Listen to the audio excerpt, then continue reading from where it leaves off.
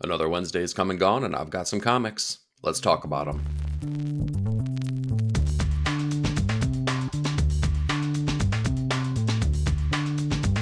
Hey, welcome to 9 Panel Grid. This week, we've seen depowered superheroes, historical revelations, and yoga instructor demons. But we're going to kick things off this week with Action Comics 1073, written by Mark Waid with artwork by Clayton Henry. This is getting difficult to review, if I'm being honest, because with a weekly schedule, I'm running out of things to describe what they're doing within this book, because what they're doing in this book is really good and it's really worthwhile. Mark Waid is telling a classic style story for Superman, and Clayton Henry is rendering that perfectly. But I also feel like I've been saying that video after video after video, which makes me wonder, am I just getting lost in the minutia of this issue? Are they redoing the same things over and over? Well, not quite, because Mark Waid is telling a classical story, although he is putting a modern twist on things, which makes Mark Waid more special than most comic book writers now, in today's landscape, considering that he's been doing this for the better part of 40 years at this point. Action Comics has been good. I've really enjoyed it. It's just that, does it really need to be weekly? Can they maybe stretch this out to, I don't know, just, keep a couple stories on the fire ready to go whenever they need it? I don't know. It's a difficult proposition. What I can say is that I'm having a lot of fun with Action Comics. I love the story of Kal-El being within the Phantom Zone. I love the revelations that he's learning about the landscape of the Phantom Zone itself and what's happening there, and how some of the people that have been there, not just villains, but some of his, companions that have needed to be in there, how they're helping along the way, and some of the things that we're learning about those characters. So overall, it's a lot of fun. It's a worthwhile series. I just wish that they would give us a little bit more breathing room. Next up, we have Batman The Long Halloween, The Last Halloween, number 2, written by Jeff Loeb with artwork by Klaus Janson. This is supposed to be a love letter, basically, to the late, great Tim Sale. And I love that Jeff Loeb is taking the time and effort in crafting the story, which is arguably probably the best and most well known story that he has under his belt. And he's bringing in all of these fantastic artists for each and every issue to, again, honor the legacy that is Tim Sale. The story is okay. I don't feel like it's going to hit the same levels as things like The Long Halloween, the original, or Dark Victory did. However, I do feel like it's totally worthwhile, and I love that he's dipping his toes back into that time frame and that idea of Bruce and Batman and that storyline as it continues to evolve. Klaus Janson is Klaus Janson. I love his ink work. I love his pencils, as he's the independent artist, right? He is the penciler and inker on this. And it's just stunning. I love some of the choices that he makes as he gets a little bit more playful than I think I've seen with him recently, specifically with his rendering of the Penguin.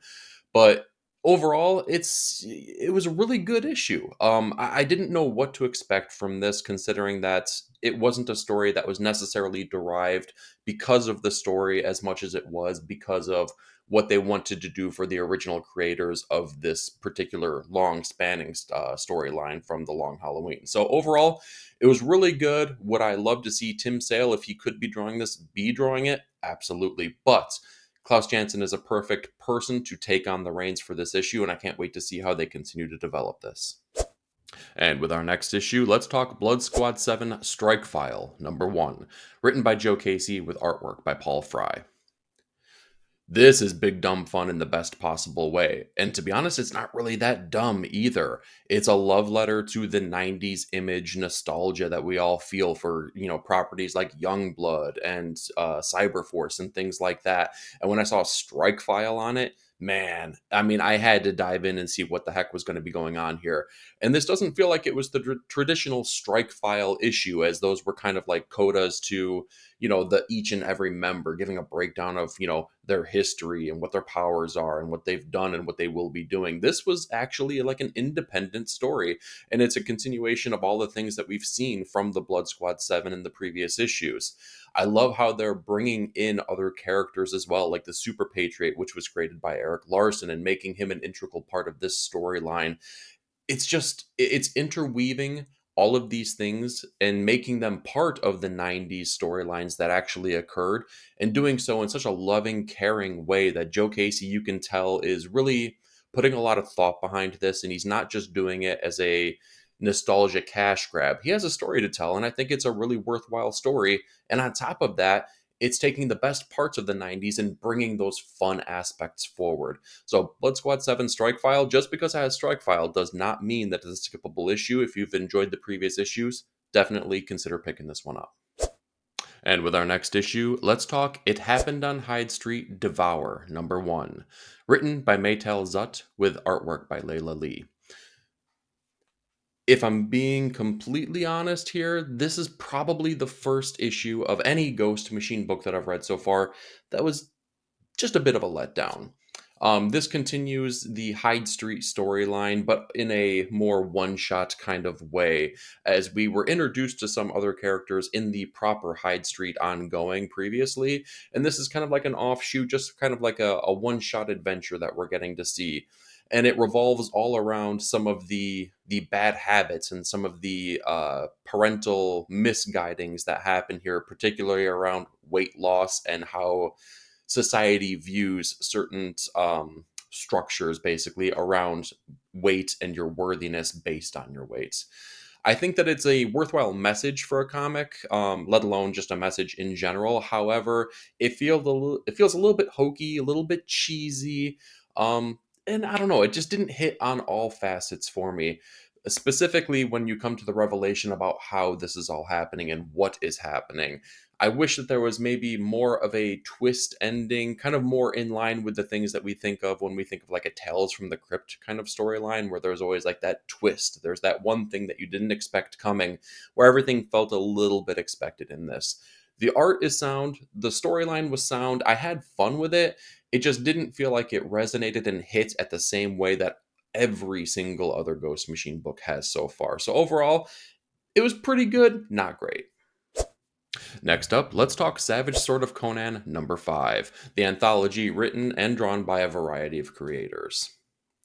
So, Savage Sword of Conan has been incredibly fun as it brings back the magazine format stylings of Conan, and we get a lot of one-shot stories. And it's an anthology, so we get little bits and pieces here, there, and everywhere, and this fits that same mold. Now, the primary story is written by Jason Aaron, and Jason Aaron obviously has history with the character of Conan. He wrote the primary bulk of the series as it was with Marvel recently, and now he gets to come and do things at Titan. And I gotta say, it's made me appreciate what Jim Zub has done even more so in reading Jason Aaron's storyline here. And that sounds like a knock on Jason Aaron, and it's not necessarily, because I really did enjoy the storyline that he had in here as it took up the vast majority of this magazine size issue. However, I do feel like Jim Zub has had a lot of time with the character, and he's been able to develop a lot of really cool things, and his writing feels like it just hits me so much harder than anyone else that I've read that has written Conan in the past. I liked his story, just didn't feel like it was the Jason Aaron that I know can like really, really hit me over the head hard and make me love a story. The other ancillary parts of this issue here, we do get to spend some time with Jim Zub and with Roberto Della Torre, as well as they get a 2-page, basically silent adventure for Conan that was really fun to see. Overall, this is a magazine size format. It's a perfect kind of jumping in point for any kind of Conan fan just to see, hey, is this going to be for me? Is this going to be something that resonates? So if you don't know if you dig Conan, maybe try looking at this one before you dive into Conan proper, because this is going to give you just the right taste of what you might want out of this kind of book. Okay, let's talk Ultimate X-Men #8, written and drawn by Peach Momoko. So we're starting to really realize what is happening in this Ultimate Universe revolving around mutants and how they have their powers, and really some of the mysteries behind mutantdom itself. And one of the things that's kind of bizarre about this is it's been a very slow burn series right up until like probably the last issue, where boom, we got a ton of revelations. And now we're kind of back into that valley where it's a slow drip again already. And we've been revealed so many things. And now we're kind of back into this point where, well, okay, we know these things now, but are we going to develop them and go? This series has had pacing issues. And I like what they're doing here. And it's absolutely interesting and fresh and something different than anyone expected from an X-Men book. But I feel like we need to get more storyline progression and more mystery solved at a heightened pace than what we're getting here, because otherwise it's slowly but surely going to lose its grasp on the readers that are still with this book. And I feel like it might be getting there with me myself, as I don't want to be bogged down into another valley where we're not getting anything for 6 issues up until the very end where, oh, something happens. This was a fun issue.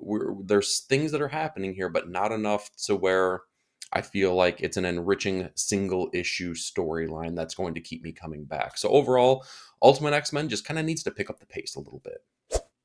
Next up, let's talk Uncanny Valley number 6, written by Tony Fleece with artwork by Dave Wachter. This, in my opinion, was by far the best issue of Uncanny Valley that we've gotten so far. This lays out everything. We understand the notion behind why the child Oliver is going to be the savior of the cartoon people, why the villainous creature who has big revelations in this issue, why they're doing the things that they're doing, and why maybe they're not as evil as you necessarily thought.